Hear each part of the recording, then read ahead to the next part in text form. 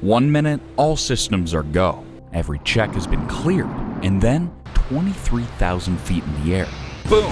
The windshield goes flying. The cockpit door smashes out of its hinges, and it's hurtling straight towards the terrified passengers. And worst of all, the captain is hanging out of the window, slammed flat against the roof of the plane, with only his tangled feet keeping him in place like the world's most macabre dashboard decoration. It's a tale of chaos, quick thinking, and extraordinary bravery like we've never seen before. Here's the story of British Airways Flight 5390. Let's get into what happens when a pilot gets sucked out of a plane going at more than 400 miles an hour. The BAC 111 F-28FL departed from Birmingham, England, heading off to Malaga Airport, Spain on the 10th of June 1990. Inside British Airways Flight 5390 were 81 passengers led by Captain Tim Lancaster and his co-pilot Alistair Atchison. Lancaster can count 11,000 flight hours to his spotless record, and Atchison could count 7,000 flight hours. And let's not forget the 4 cabin crew members who'd be keeping everyone comfortable for the next 3 hours. Before its flight, the plane was grounded for an entire day because it was in need of a rather unusual repair. The previous flight crew reported an oddity with the left side cockpit windscreen. They'd seen that there was fog building on the inside of the window and bubbles forming on it, leading ground crew to suspect a leak in the rubber seals around the window or a degradation in the molding. Unfortunately, British Airways was short-staffed, so the maintenance manager, who was also a qualified engineer, took on the job himself and completed it almost without any extra hands. Since it was raining outside, he erected the scaffolding inside the hangar where the plane was parked. But the hangar wasn't big enough to comfortably accommodate the scaffolding and the plane at the same time. But the engineer was determined, so he forced the scaffolding inside, pressed against the hangar's wall, meaning that he was very restricted during his repair, and most of the work was done at an odd angle. It turned out that some of the Windows 90 screws needed replacing. Some of them may have even been damaged by the unusual angle that the manager was in when he removed them. Then they made another monumentally stupid call. He sent out for some new screws to replace the damaged ones, but there were only 4 left in the storage room, not nearly enough to replace all of the broken ones. So the assistant rummaged through the boxes and selected some screws that, when held up, looked the same to the untrained eye. But those new screws were 0.66 millimeters thinner than the ones they needed. To put that into perspective, that's the breadth of a human hair.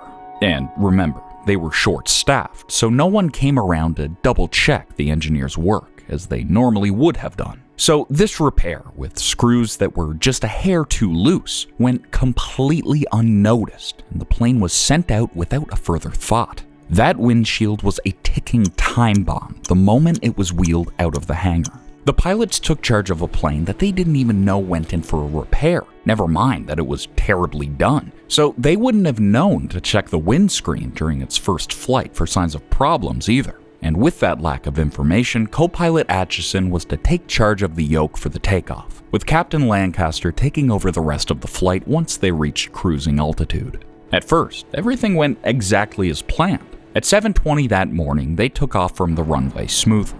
British airspace is a pretty congested patch of air, so takeoff is an affair that requires more concentration than usual. A plane's coordinates and elevation can chop and change so much in the first few minutes of rising that a pilot needs to be exceptionally alert, always following air traffic control's instructions to the letter. They rose to 14,000 feet, steadied out while incoming planes went overhead, and got cleared to rise 23,000 feet once there was a gap in the approaching planes. During this second phase, the stewards brought breakfast out to the passengers. This meant that the seatbelt sign was still on for the passengers, but the pilot's seatbelt situation needs a little explaining for what will transpire in just a few seconds. The pilots are strapped in with a 5-point safety belt, a much more robust set of straps than the passengers have. It stretches across the shoulders, around the waist, and between their legs. For the 10,000 feet before landing and directly after takeoff, they were strapped in this way, but after that point, even though the plane is still rising, pilots are allowed to loosen their safety belts. The 5-point strap is incredibly restrictive of their movements, and they just need a little more maneuverability to appropriately reach every button and switch on that dashboard. Not to mention, it can get very uncomfortable for long stretches of time. So Captain Lancaster unhooked the 2 straps around his waist, just to relieve some of the pressure that the shoulder straps placed on his shoulders and neck. Now, I need to reiterate here that doing this is allowed. Lancaster did not act out of bounds or with any intention of placing his or anyone else's life in danger at all. But that small action was about to flip the script on this flight completely. Fortunately, Atchison, who was in control of the climb, was still fastened in at all 5 points. Atchison got them to 17,300 feet without incident, and then a bang, like a bomb going off, reverberated through the entire plane. The cabin filled with fog so thick that the passengers thought for a second that there was a fire somewhere. But this wasn't smoke at all. It was that thick Birmingham fog streaming into every corner of the hull. The next moment, the door to the cockpit blasted off its hinges like a champagne cork. Luckily, it got wedged between the narrow corridor at an angle. Otherwise, it would have shot out and decapitated several of the passengers. The 2 stewards at the front end, closest to the cockpit, looked into the gaping maw that used to be the door. They were met with 404-mile-per-hour winds that blasted against their faces, and through streaming eyes, barely able to breathe with that force of wind buffeting their nostrils, they saw something that they didn't even know was possible. The brand spanking new windscreen was gone, ripped off its loose screws and launched into the engine's wake. And hanging out of the open wound where it had just been a second ago was Captain Lancaster's upper body. Only his legs remained inside the cabin because they'd gotten tangled in the partially removed safety belt and some of the flight controls. As he was sucked out, his head banged onto the outside of the plane on the roof, so hard that the bang of his skull connecting the metal could be heard over the bellow of rushing air. Co-pilot Atchison was pinned against his chair with the force of the wind, kept in place by his safety belt. One of the stewards, Nigel Ogden, launched himself forward, grabbing the captain's legs, trying with all his might to get his upper body back inside. While Ogden was struggling, Atchison needed to get his bearings straight, and he needed to do it quick. During the ejection, Lancaster's foot had connected with the autopilot switch, turning it off, and he'd kicked the yoke, causing their nose to dip down into a dangerously steep dive towards the ground.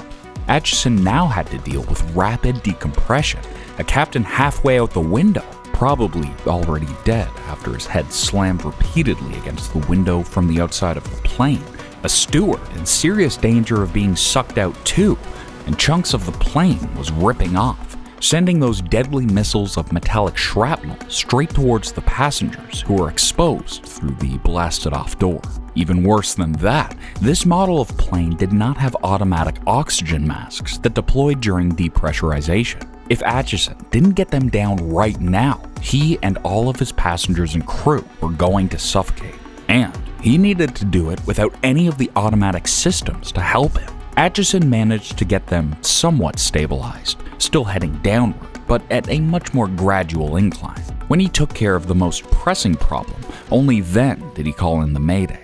Air traffic control heard his call, despite the raging winds that were hammering against the headset. Ogden was starting to struggle. He was facing direct winds that had reached minus 42 degrees Celsius in less than 2 minutes of fighting against impossible pressures, barely able to breathe or see.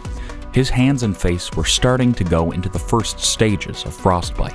Ogden just couldn't continue holding onto the full weight of a man who was being thrust away from him at the colossal forces generated at 400 miles an hour.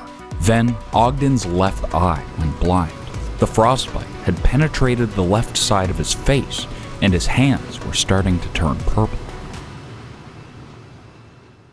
John Hayward, the other steward, had just removed the door from its wedged position, placing it inside the bathroom before it dislodged, causing more damage than it already had. Hayward saw that Ogden was struggling, so he climbed over the captain's seat, grabbed Captain Lancaster's ankles, allowing Ogden to stumble away, half blind, with arms that rang with pain like he'd never felt before as the nerves under his skin were dying. Atchison had the plane reasonably stable, and here's where ATC nearly screwed up big time. Atchison requested to land at Gatwick Airport, but ATC insisted that he go to Southampton Airport, which is only slightly closer. But Atchison was insistent on Gatwick for very good reason. He's landed here before and he knew the layout of the place, and with his communications barely audible over the din of the wind, he can't rely on ATC to guide him sufficiently, so a familiar airport would have been much safer to land at. Secondly, the plane was topped up with fuel, meaning that they needed a long runway to land on, which Southampton does not have. And thirdly, ATC has not redirected traffic away from the airport even with the horrendously dangerous situation on their hands. Atchison cannot possibly deal with traffic in the air or on the ground. He's got half a body hanging out of the windshield, a crew member in the throes of nerve death, and another in danger of suffering the same fate. Not to mention the 81 passengers in the line of fire for flying shrapnel that could cause their deaths. And here, ATC is just sort of hoping that a pilot can get lucky enough to land when there just happens to be a gap in traffic. Had it not been for Atchison behind the yoke, and more luck than is granted a person in their entire lifetime, several individuals would be in prison for negligence and manslaughter charges today. Atchison lined up with the runway so smoothly that anyone watching from the ground would have not realized that there was anything wrong with Flight 5390 at all.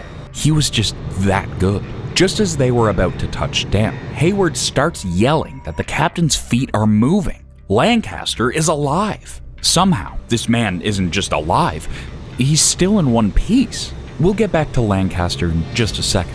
For now, back to the landing first. Atchison touches down, smooth like butter. Hayward doesn't let go of Lancaster's ankles just yet. They come to a complete stop. Emergency services stream in and get a ladder up to the cockpit window, and only when they have Lancaster in their grip does Hayward let go. Miraculously, Lancaster only has a broken thumb, a fractured arm, and frostbite on his hands, arms, and face. He's fully conscious and lucid, and just 5 months after this death-defying incident, Lancaster was back at work again. How on earth he managed to come out with only these minor injuries is mind-boggling.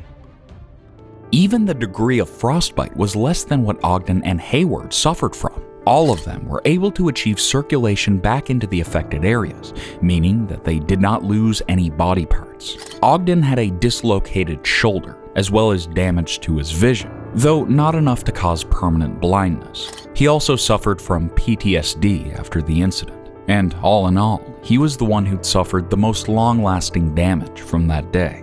No wonder he resigned and never set foot in the aerospace industry again. Do you want to hear the worst part of all of this? That engineer had the opportunity to stop the plane from taking off. Right after he'd done that terrible repair on Flight 5390, he did the exact same repair on another plane of the same make and model. This time, another assistant placed all of his needed tools and the screws out on the workplace for him, and he actually noticed the difference in screws when he saw them. But he just assumed that it was a different brand of screws, so went on with his day without double-checking to make sure. The fact that no one had died was a godsend for British Airways. That meant no extreme charges. Sure, the engineer was fired and they had to overhaul their entire maintenance sequence and quality control procedures during repairs. But all in all, they really jumped the gun here. What should have been a horror story of an entire plane going down on a crowded city, killing dozens, if not hundreds more on the ground, turned into a story of incredible piloting and astounding bravery by the stewards. Atchison received awards for his ability to keep calm under impossible circumstances, not to mention doing a phenomenal job of bringing everyone down in one piece, with ATC's deplorable management of an emergent situation hindering him every step of the way, no less. And Lancaster, well, he's a bit of an inside hero. No one had ever survived this kind of thing with only a few pink patches where the frostbite skin had healed to show for it.